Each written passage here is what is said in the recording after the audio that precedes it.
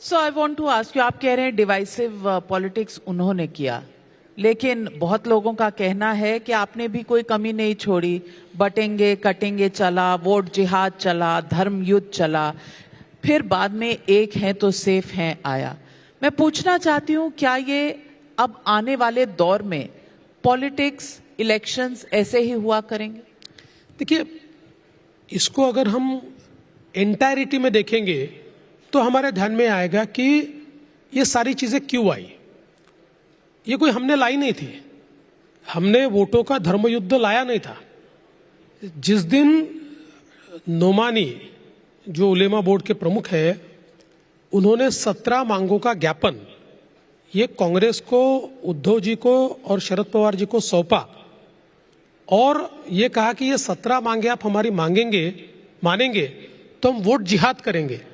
अच्छा, 17 मांगे क्या थी? मैं 2 ही मांगे उसमें से बताऊंगा। एक मांग उसमें से ये थी कि 2012 से लेकर 2024 तक महाराष्ट्र में जितने दंगे हुए, उन दंगों में जितने मुस्लिम आरोपी है, उन पे से केसेस वापस ले लीजिए। दूसरा उनका मानना था कि आरएसएस के ऊपर प्रतिबंध लगाइए। ऐसी 17 मांगे थी और इन 3 पार्टियों ने उनको राइटिंग में दे दिया कि आपकी मांगे हमको मंजूर है या हम आपकी मांगों पर विचार कर रहे हैं। और उसके बाद नोमानी ने एक वीडियो रिलीज किया जिसके अंदर उन्होंने कहा कि वोट जिहाद कीजिए, और उससे आगे बढ़कर उन्होंने कहा कि लोकसभा के समय कुछ हमारे अकलियतियों के, माइनॉरिटीज के लोगों ने, अकलियत के लोगों ने बीजेपी को वोट दिया, ऐसे लोगों को ढूंढ ढूंढकर सोशली बायकॉट कीजिए। जब ये बातें आई तो इसका जवाब तो आएगा। अगर वोट जिहाद पर कोई वोट मांगेगा और हम हाथ पर हाथ धरे बैठेंगे तो ऐसा नहीं होगा। इसलिए हमने कहा कि अगर वोट जिहाद की कोई बात करता है तो वोटों का धर्मयुद्ध होना चाहिए। और धर्मयुद्ध एक पॉजिटिव टर्म है। आपको मालूम है, हमारे संस्कृति में धर्मयुद्ध का अर्थ होता है जहां सत्य होता है वहां विजय होता है। तो हमने वो बात कही और हमारे प्रधानमंत्री जी ने ये मंत्र दिया कि ये सोसाइटी को डिवाइड करके जीतना चाहते हैं, हम एक है तो सेफ है, और इस मंत्र ने काम किया।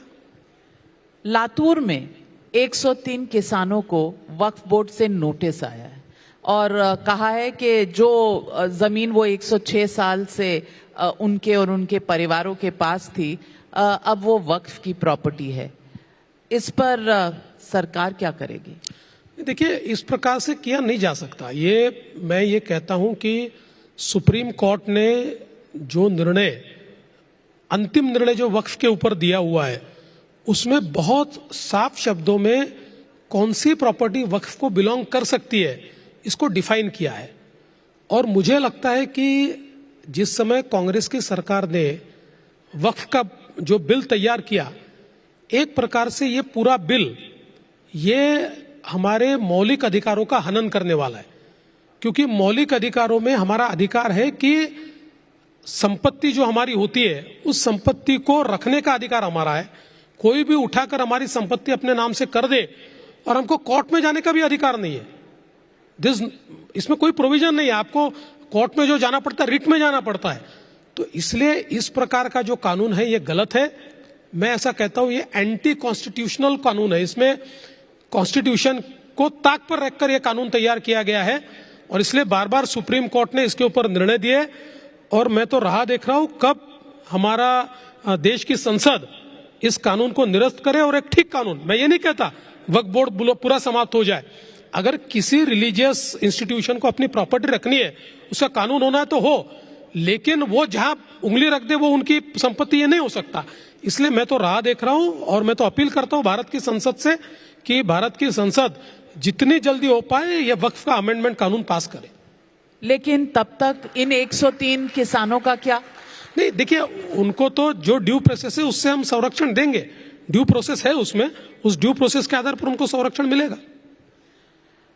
देवेंद्र फडणवीस जी, महाराष्ट्र में डेवलपमेंट का आपका विजन क्या रहेगा? क्योंकि यहाँ इकोनॉमिक कॉन्क्लेव है, इसमें रेस टू द टॉप 3 है, उसमें महाराष्ट्र का बहुत बड़ा योगदान रहेगा।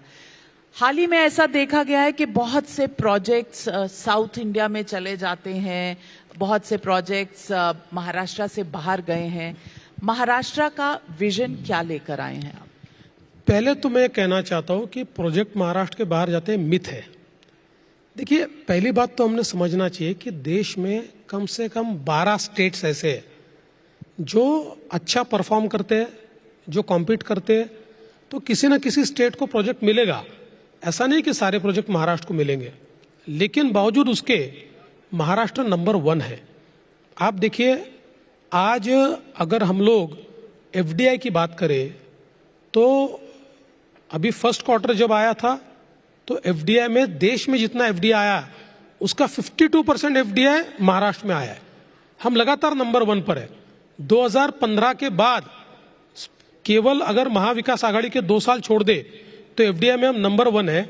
और अभी तो 6 ही महीने में, 2 क्वार्टर में हम लोगों ने पिछले साल के 90% को अचीव कर लिया है।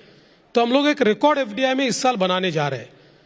जहां तक स्टार्टअप की बात अगर आप ले लीजिए, लोग कहते हैं बेंगलुरु स्टार्टअप कैपिटल है, कोई कहता है हैदराबाद स्टार्टअप कैपिटल है, लेकिन देश के रजिस्टर्ड स्टार्टअप्स की संख्या को आप अगर देखें तो सबसे ज्यादा स्टार्टअप भी महाराष्ट्र में है, सबसे ज्यादा यूनिकॉर्न्स भी महाराष्ट्र में है।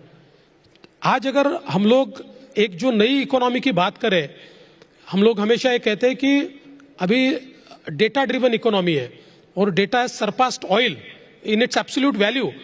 लेकिन आज अगर देश की डेटा सेंटर कैपेसिटी का हम विचार करें, 65% of the data centre capacity of India is in Maharashtra, वो महाराष्ट्र में है। तो किसी भी हालत में महाराष्ट्र ये बहुत आगे बढ़ रहा है, बढ़ने वाला है। और हम we aspire to make Maharashtra $1 trillion economy.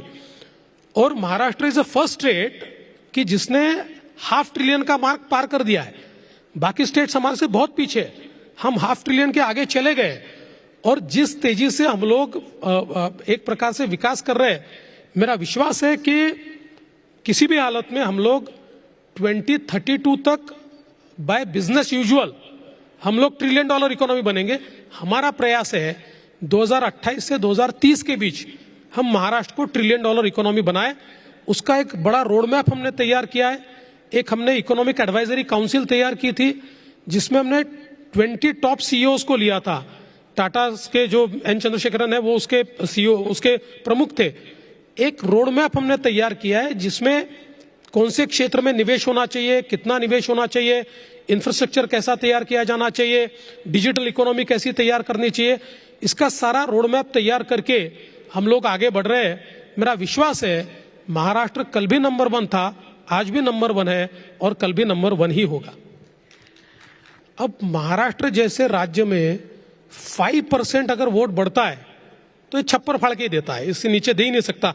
जहां देखिए 0.3% से उनको 31 जगह मिली और हमको 17 जगह मिली। अब तो 13% का डिफरेंस है हमें, 13%।